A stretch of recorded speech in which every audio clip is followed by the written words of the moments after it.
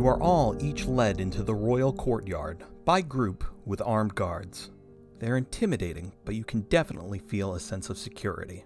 They're clearly on your side for protection. The hallways are long, with tall, decorated columns, paintings, and stained glass images. Oft depicted are major battles, significant historical individuals, or magical symbols and sigils. On your way into the main courtyard, the final hallway is lined with portraits of the kings, leading all the way back to the founding of the Theos, each with their date of birth and death. The final portrait is of the late King Balthiel Dawnwalker. He does not yet have a date of death on his portrait. As you are seated in your 3 individual sections, you take a survey of those around you. The courtyard is decorated for late spring with blooming flowers and ribbons. However, the atmosphere is strange and dark. Black and white roses flank the king's coffin where he lies motionless. A small wave of unease and nausea washes over you. He should have the Sword of Mastery, or at least it should be displayed. Clearly it isn't, and the courtyard is made darker for it. The king, however, is donned with well-made royal high-quality garments. His face half covered to mask the damage he faced from the explosion of the sword. Save for that, he looks okay. The coroners and morticians did well, ensuring he looked as royal as they could. In his hands lie his first sword, a long sword whose crossguard was a set of silvery wings inlaid with gold. It glittered in the light briefly. Behind that lie the dais, a lifted platform draped in a royal cloth to hide the underside. Atop the dais lie floral arrangements of all types of flowers of mourning: lilies, gladiolas, carnations, orchids, and of course the black and white roses. Those surrounded 5 thrones, 2 large ones in the middle, presumably for king and queen, and 3 lesser ones for the 3 royal children. Around you being seated are various nobles and representatives from each of the Alliance nations. A council of elves, satyr, centaur, dryads, and a halfling make up the Philathamar representation. A Goliath, tiefling, half-elf, and dwarf represent Bluegate. A human king and princess along with a retainer of Iskalar, a merfolk, a squiggin, and a foxen represent Yokokanai. 5 individuals of color represent each of the holds of Afrini, with a retainer of Dragonkin, Iranian, Harpies, Minotaure, and Lamia. Kamala Kamath and Indrahu are among them. Ormona has a smattering of individuals, but nothing cohesive.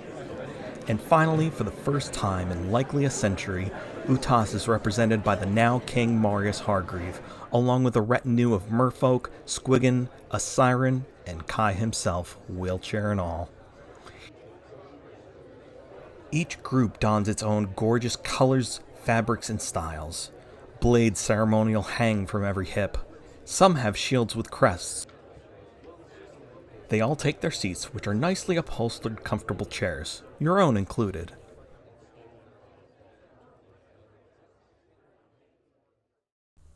It's quiet for now.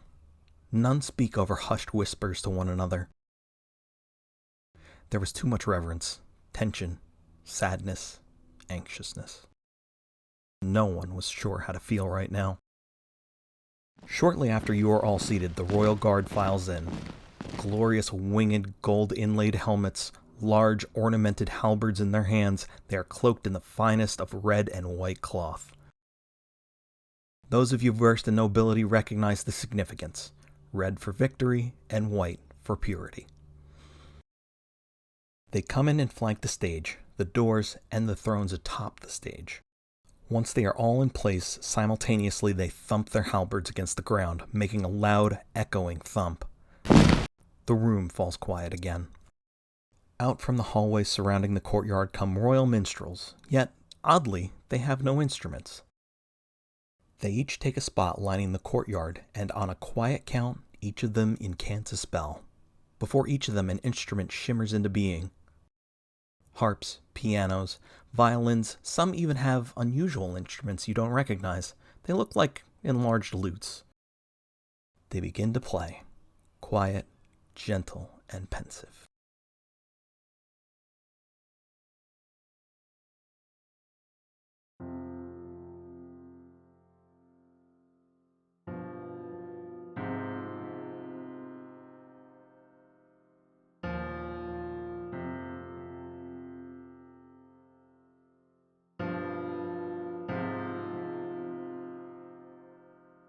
Footsteps could finally be heard from behind the dais.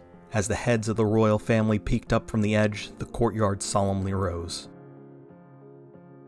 Catching on to the drift, you all do as well. The many faces have various expressions on them, from a neutral scowl to a straight, mournful downcast. First, Prince Mithric Tenebrous Dawnwalker. The youngest of the Dawnwalker siblings, his jet-black short hair let one strand dip onto his forehead. Second is Princess Amelia, commonly known as the family songbird. Her blonde hair flowed behind her with the regality few could copy. The third was Prince Zack. His long brown hair looked a little ruffled, but combed back into place. All three of the regales were a soft off-white, trimmed with gold and blue. Their long, elegant full cloaks held the crest of the royal family upon them. Finally, Queen Alondra, affectionately known to Saphira as Auntie Allie. Tall, unquestionably regal and royal, the crown that sat atop her head gleamed in the light. Her cloak was even more decorative than the rest, and on her shoulders was a mantle of beautiful white feathers. At her side lay her queenly blade, a long sword with a guard also made of wings. She takes center stage as all the family still stands. Once she takes her place, she takes a brief survey of the crowd. A soft, sad smile rested on her face. The remaining four of the living family lined up at their father's body and looked at him for a moment. This was the end of an era, one of prosperity, merit, honor, love, and production. The rule of the king was a just one, and it was a tragedy to see it end, especially the way it has. The entirety of the alliance was in turmoil now. War, magical danger, banditry, rogue elements all plaguing each country. The destruction of the sword meant a letting loose for those that would take advantage of others. The possession of Titus, the infestation of Utas, the Kraken nigh destroying Viavere, the destruction and rapid reconstruction of Al-Nizam, with a statue honoring a man that nobody knew. But at the base of that statue, there was always an ample supply of books. Consumer Reports, a continuation of the works of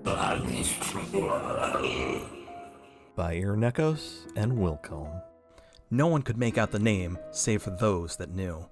Free for the taking as the man always wanted, businesses and consumers alike still revered the publication whose origin was unknown. Hope still had holdouts. You all may be seated. The queen spoke. Collectively, everyone took their seats. A long pause awaited the crowd until the queen gained the bravery to speak again. Today marks the ending of an era of safety, prosperity, equity for the less fortunate, production for the betterment of all. Today, our king has passed. Today, my husband She choked for a moment. has passed. Another long pause deafened the audience, save the stray gasp of air from the queen stifling a sob. And while we must mourn the passing of someone so beloved as he, we must also take up shield. He prepared us well, prepared us for any threat that may come. And come, it has. The Empire has begun a new assault on the borders of Arthenia and Ormona. Rogue agents have infiltrated various countries to sow chaos. Greed has begun to set into people's hearts as the gyms of mastery are no longer fully bound safely. But, thanks to some of our brave citizenry, 3 gyms have already been reclaimed. The queen came around to the front of the dais, in front of the king. Irenekos, Jezebel, Titus, please rise and approach. The three of them glance at each other for a moment and do so, on quiet approach and kneel before the Queen. Today I wish to honor the three of you before all of the Alliance for your bravery and service to the lands you call home. She unsheathed her ceremonial sword as she softly walked to the bard. Irenekos, curse-bearer and scion of time. How much did she truly know? She placed her sword on his right shoulder. You've led a life of suffering that I could scarcely begin to imagine. And now you stand here amongst my royal court as an honored guest. Through your perseverance, you have proven yourself a worthy candidate. You've not only saved multiple cities, including the aiding of the capital of Afrini al-Nizam, but the destruction of a demon lord whose power threatened the fabric of the Alliance and time itself. You have nobly taken on the title of Scion through determination of will and display of skill that few can compare to, along with a sacrifice that none can equate to. I hereby grant you the title of Earl. With this title, you officially begin your journey as nobility. As you and your list of deeds grow, so shall your title. You serve under the royal family of Thatius directly. I pray your heartbreak-laden past serves you well in being a leader within the Alliance. The sword went to his left shoulder. Arise, Earl Irenekos, and be recognized by your peers. Arising and turning to the crowd, applause rang out. It was not fitting. Not right now, but the respect could still be appreciated. Stay there, young Earl, She ordered. She moved to the next. Jezebel. The Queen let out a momentary sigh. A quick arcane sigil made a step stool for her so that she might be able to match Jezebel's massive height, even kneeling. Once propped up, a small laugh traveled through the crowd. The Queen shook her head with a small smile. Moments of levity would get her kingdom through this. Though having travelled here as a foreigner from another plane, you have proven your dedication to both country and self. Your regality is matched by few, even here in this court. Your deeds through helping save Dagtherium, Arklands, and the entirety of Utas through Moonstorm have proven your worth. You have hard-earned your freedom, Mistress of the Endless Nothing, and we are proud to now not only call you a citizen and a pure Arthenian, but as something more. She placed the sword on the Archdevil's left shoulder. I hereby grant you the title of Baroness. With this honour, you may now claim ownership to purchased or reclaimed land, declare your own guilds, and become a member of my royal court. May your experience in otherworldly nobility and local politics serve you well in whatever reign you choose. The sword traveled to her right shoulder. Arise, Baroness Jezebel, and be recognized by your peers. She rose and turned, again to applause.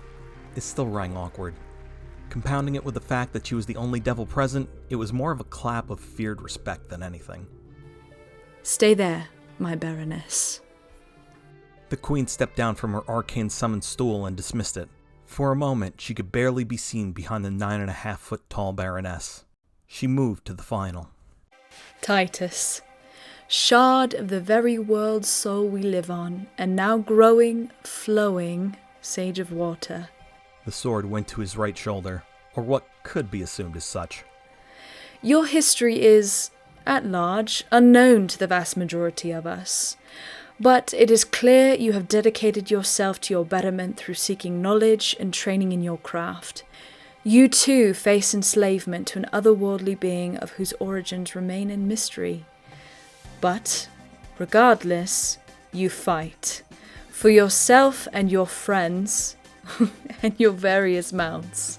A soft chuckle went out court-wide. Your actions helping save the denizens of Dagtherium, your attainment and budding mastery of the water gem, saving of Arklands, and victory over the thunderous monster that stalked Moonstorm have proven your worth. We would have no other to represent the Arthenian spirit of freedom, evolution, and self-definition. The memories of Herarch, Shino, and the others of the Coven flashed within his mind. A sanctuary when he had nothing. A family, when the concept was new to the young Wisp's mind. A brief wave of sadness set in him, knowing full well most of them were dead for their care of him. And yet here he knelt, receiving royal recognition. Was it worth it? I hereby grant you the title of Earl. With this honor, you begin your path of nobility, earned by strength of will and purity of heart, proven by strength of action. I pray your deep connection to our mother planet serves you well in your journey. The sword went to what was to be assumed his left shoulder. Arise, Earl Titus, and be recognized by your peers. The applause for Titus was more heartfelt and reverent. He, out of the rest of the groups, represented the strongest of hope, regardless of the mystery of his enslaver, his origins, and his tragedies. Wisp's portended change. My new members of the court may be reseated, she stated. The three took their seats. I would now make several more recognitions. First, Zaga, Saphira, and Gestalt. Please rise and approach. The crowd sounded with subtle confusion. This was not in the itinerary. The three approached and knelt. She approached Zaga first. Zaga. The sword went to his right shoulder. As a fully fledged and dedicated member of the Alliance's military, I hereby use the right of my crown to grant you the rank of general. The sword then went to his left. Your perseverance in things both combat and politic have proven to me that you are deserving of such a rank. Your organization of the liberation of Valaver and aid in helping Dagtharium has proven such. Arise and be recognized by the court you serve. He arose and turned to slightly confused but gradually accepting applause, and from behind the queen spoke again. And the court would also like to recognize his very fitting headwear. May its image define your own throughout your leadership tenure. She grinned. Stay, General. She then moved to the next. My beloved Saphira. The sword went to her right shoulder. Ever have you been as another daughter to my husband and I. It has been a joy watching you grow up, fight, and use your position to the betterment of your peers and the locals. Your leadership is nigh unmatched within this court, what with the negotiation with the Lady of Esserfield Gardens, liberation of Dagtharium and Arklands, combating the Kraken itself with mine own son, and the reunion betwixt Utas and the Alliance. And thusly, it is my honour to grant you the title of my personal Viscountess. The sword moved to her left. This title thus grants you the authority in all of the Alliance lands, just under each respective country's kings and queens, as well as the ability to claim land, found knighthoods and guilds, and authorities granted to you by such a rank. May your will, leadership, and warmth lead to the prosperity wherever you go. I would also have you serve as my personal and official ambassador to the nation of Utas and liaison to King Hargrave. Arise, my beloved Viscountess. Stand in pride. She rose to much more enthusiastic applause. Unexpected as it was, the courts highly approved of this one. A tear left the Crown Prince's eye to roll down his cheek before being wiped away. Stay there, our lovely gem. The queen stepped to the final. Gestalt. Her sword went to the dark-looking paladin's right shoulder. Your fierceness in battle and zealous dedication to strength and righteousness has not gone unnoticed by all of this court. Your rooting out and judgment of corruption has made us all safer, stronger, and more secure.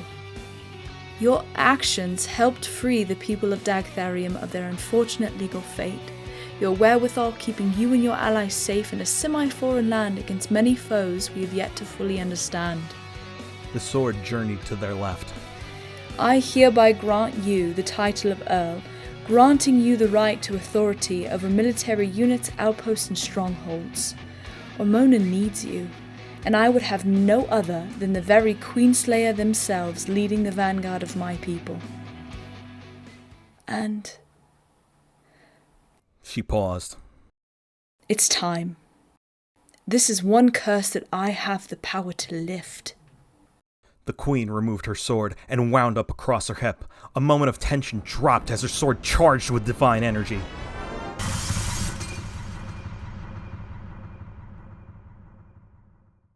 She slashed up and over Gestalt's head. A blinding flash of holy and infernal energy blinded the court as she did. As the court regained its senses from the flash bang of a break, it becomes clear as day. The shadows of the locks on Gestalt's helm had shattered and lie powerless on the ground, smoldering. Your identity is your own as you choose to reveal it.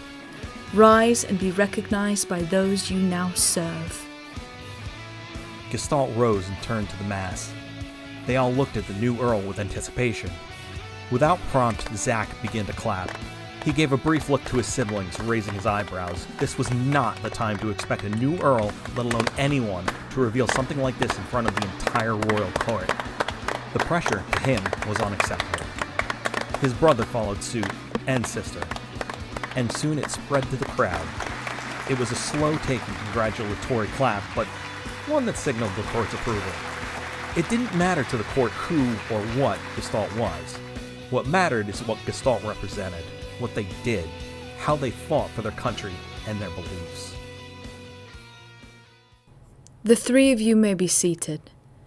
Next shall be Malara Tethras, Zen, and Wilcom Wolfgang Chubb. A small smile cracked the queen's face at the mention of the last name. The three approached and knelt before the queen. Queen Alondra approached the divine druidess. Malara Tethras, you have done everything within your power to keep life within the Alliance lands, even in some of the darkest reaches of Ormona. Your connections to the divine of nature are nigh without peer, and your devotion clear as daylight. You helped save a city's own government from dismantlement by granting them training to an orphan child you have now claimed as your own. Now, Night Hall again sits comfortably balanced in terms of governance. You participated in the rescue of Al-Nizam's entire remaining citizenry and used your divine connection to fight off an invasive force from the Empire. The sword then went to Merlara's left shoulder. On this day, for your heroic deeds, I would grant you the title of Earl and all of the privileges and responsibilities therein. However, She paused, just long enough for an anxious moment of silence. and though I may grant you this title, but it is one of the Thetaean holds that wishes to claim you as their heir. She smiled, nodding to Merlara to take a look, and looked up to the court herself. One slender elven man and one muscular centaur lady rose, both garbed in the most beautiful of leaves, vines, and other flora. Lord Falfuric and Lady Lyra of Comfyhold wish to grant you your nobility within their court. I see it only fitting, and thus I grant you your title under their leadership. Looking back, the elven man, looking not a day over 16, gave a smile and a wave. I got a word from a very specific satyr, a very specific one, that wanted to make sure that you has the power to continue your quest and such on a big grander scale. So we agreed and thought, we could help. So here we are. The centauress spoke up. It would be our honor to see you to our beloved home of Comfyhold once the day ceremonies have concluded. The queen nodded to them, and they took a seat. Under their authority, you are claimed as an earl, The sword went to Merlara's right shoulder. and thus are granted all the privileges and responsibilities thereof that title. Please rise and be recognized. The court applauded, simultaneously letting out a sigh of relief. It was, well, this initiation was comfy. Hold one comfy mum, if you would.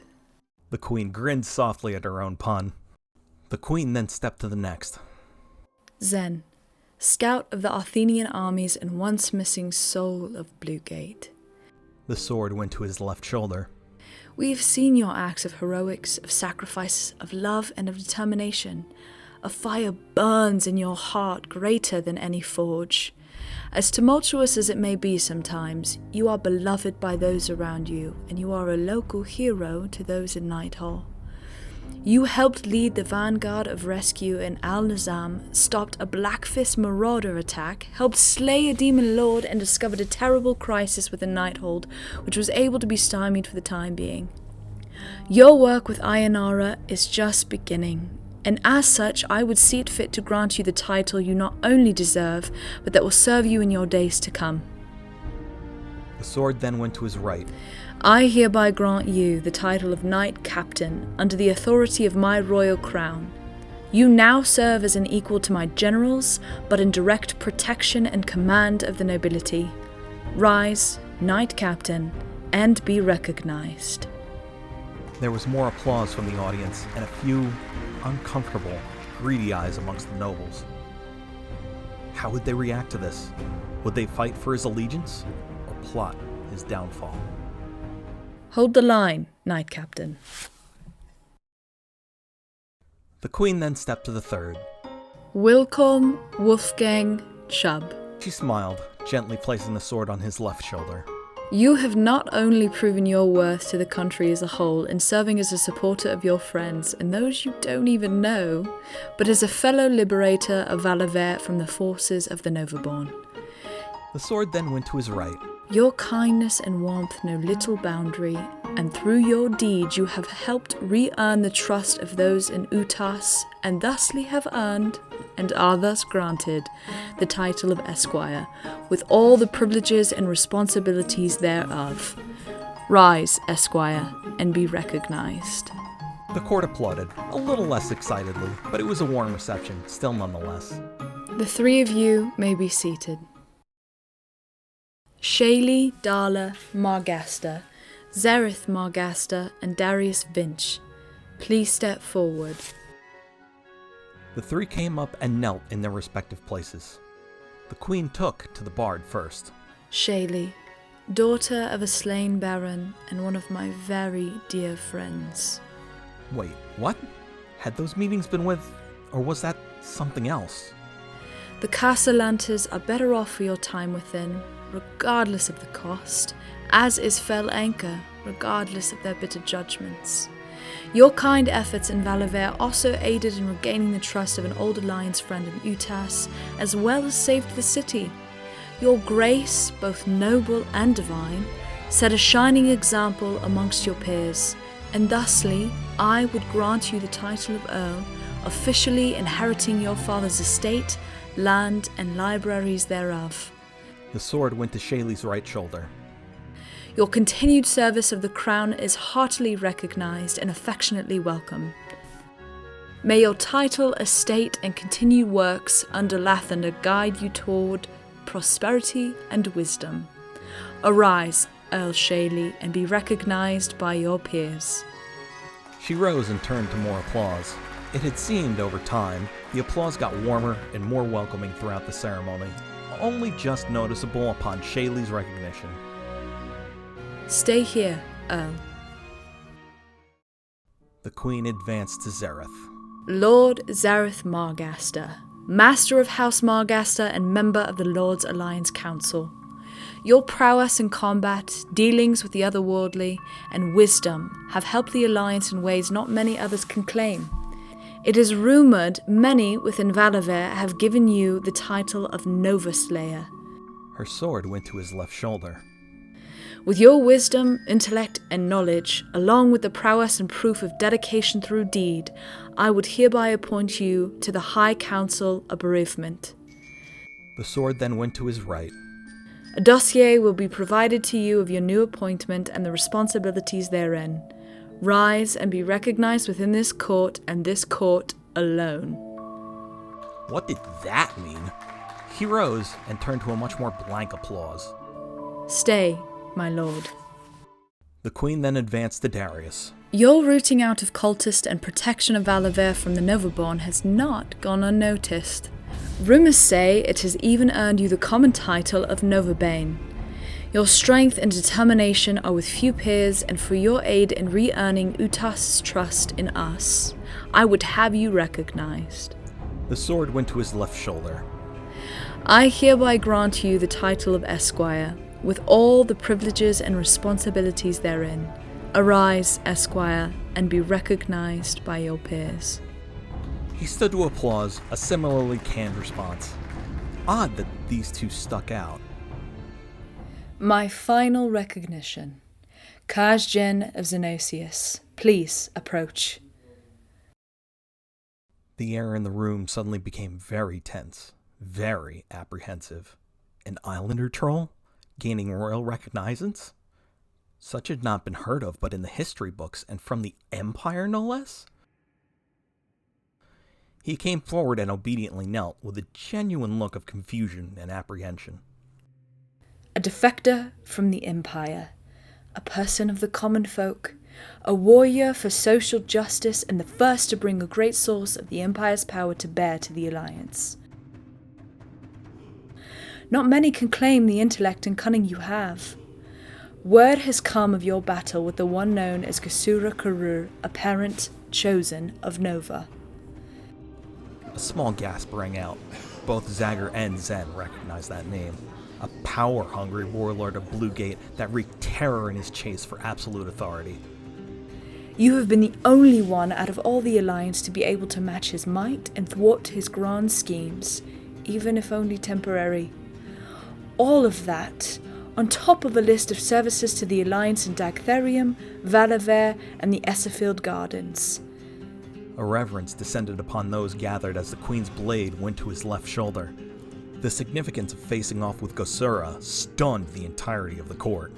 It is my honor not only to grant you full citizenship within the Alliance, but also the title of Esquire. You too shall also serve on the High Council of Bereavement as an equal lord and head advisor. He glanced up as she spoke the title. Behind her, he could see a very familiar ZapSplat. Samdi gave a chuckle. No one else seemed to notice, and just as quickly, he was gone. Feeling the sword on his right shoulder, Kaz snapped out of it and re-lowered his head. You are now given the responsibilities and privileges therein. I am so glad to have you amongst this court. A dossier shall be provided to you after the ceremony. Rise and be recognized by your peers. He rose and turned to shocked faces. Not but once in the history books had any defector ever been named or titled, and again, it took Prince Zach's clapping to begin the applause, but it was apprehensive, fearful. This wildcard had been given power and literally nobody knew what to do with that information. Where would his allegiance go? Would he ever be trustworthy? Would he use his power to give a backdoor in for the Empire? Or would he be a valuable asset to those he served? None could be sure but him. Be seated, Esquire. The Queen let out a sigh. Now that the pleasantries are over... She looked down to her lost husband. The Queen quietly returned to her station behind the king's slab. Her children joined her. Today we pass the crown and all its responsibilities to the next deserved member. Everyone's eyes went to Prince Zach. He looked, well, he had a myriad of emotions on his face. Anxiety, guilt, excitement, honor. Please, rise and raise your blades all. The court rose, and the unsheathing of ceremonial weapons could be heard. It actually sounded magical. Many of them enchanted. They made their own, almost musical sounds. All raised their gleaming weapons to the sky towards the family. The Queen's hands reverently reached for the crown off the king. We hereby release you, King Bathlael, from your mortal form to ascend to whichever heaven you've earned, and ask your blessing upon this day that your kingdom be ruled justly, fairly, and with the empathy you so espoused. Gently, a musical hum permeated the air. Blue, white, and gold ribbons of energy began to flow out around and above the king. The light grew brighter. From above, a shadow descended. A full-blooded seraphim. 6 wings, blade and shield in hand, she gently fell from the sky, only stopping just before the king opposite the royal family. Saphira recognized her. That was Saria, devoted seraph and advisor to the throne. She had ascended centuries past, and had chosen to continue to serve the family in her immortality. She was kind, albeit aloof often. There she raised her blade. The queen stood a moment later, crown in hand, facing the court. Pillars of light shone down one at a time over each member of the royal family. Princess, prince, queen, but a flash of light, blinding to all there. Everyone shielded their eyes. When their senses finally came to after the divine flashbang, a large gasp rose through the crowd. The king was gone. Each of the royal family now had brilliant wings of white and gold. All except Crown Prince Zach. Looking around, he investigated each of his family. They all had the proper ascension, but he? No wings. The angelic runes on his cheeks and forehead were gone. Even his clothing looked duller. His expression melted into despair and confusion. I'm sorry, my Zach. This is what he ordained long, long ago, before you were born. He took a step back. Mom? Mom? Per the living will decree of King Bathliel, you, Prince Zach, are no longer of angelic descent and no longer of noble title. You, my son, must go venture out and, per your father's wishes, earn your ascension. Another gasp tore through the court. Zach took a step back, visibly hurt from the blow. As High Queen Ascended, I shall take all rights and responsibilities of the throne until such a time that you earn your ascension, my son. She slowly, sadly placed the crown she had retrieved on her own head. It sat as if it belonged there, but it was not a happy feeling. Obligatory, negative, sad, desperate. He took a step back, his hand to his mouth. Tears began to stream down his face. The weight of what had just been revealed was immediately taking its toll of trauma on the young man. Zach, I'm so sorry. Before she could even finish her sentence, he had ripped off his royal cloak and did the only thing he could do. He ran. Off behind the dais, out of the courtyard. His echoing footsteps could be heard with a single wail of desperation, betrayal, and despondence. I hereby adjourn this calling of the Court of Alliance convocation and wish you all a safe trip home.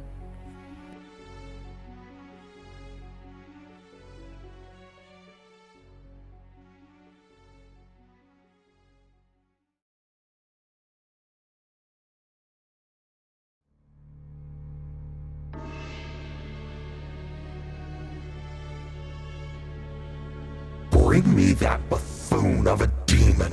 What a pathetic excuse for a minion of chaos. I am here, pedagogue of discord. Ha! Osgamoth the consumer. The only thing you're good at consuming is pancakes. Truly, you had the gem of time in your possession, and you somehow let it get taken by some low-life, two-bit bard worth nothing more than a slave and his ragtag little group of a ranger that misses everything and a hippie, tree-loving flower child? You got lucky the stupid paladin thought himself immune to the effects of the blade spider poison. Pedagogue. Quiet! Those Arthenians are nothing but mere rats scurrying off a sinking ship that is the Alliance. You were defeated by children. You dare call yourself a demon ascended? You are not fit to bring destruction to an orphanage. So, the Queen has taken the reins after her husband died, eh? No matter. Her pitiful band of plucky failures will be no match for me. Pedagogue, I beg, allow me a second chance. They cannot kill me on this material plane as they know it. I will prove to you my worth as the Destroyer. Your days of control are over. There will be no other chances. But, Pedagogue... Silence! I have spoken. I hereby strip you of your powers that you squandered. You think yourself immune to of all effects of harm, unable to be destroyed on this plane. Clearly you know not the powers of an ascendant of chaos, and the fact that the rules don't fucking apply. No! I'll just work just a teeny little bit of hell right here and slay you in it. No!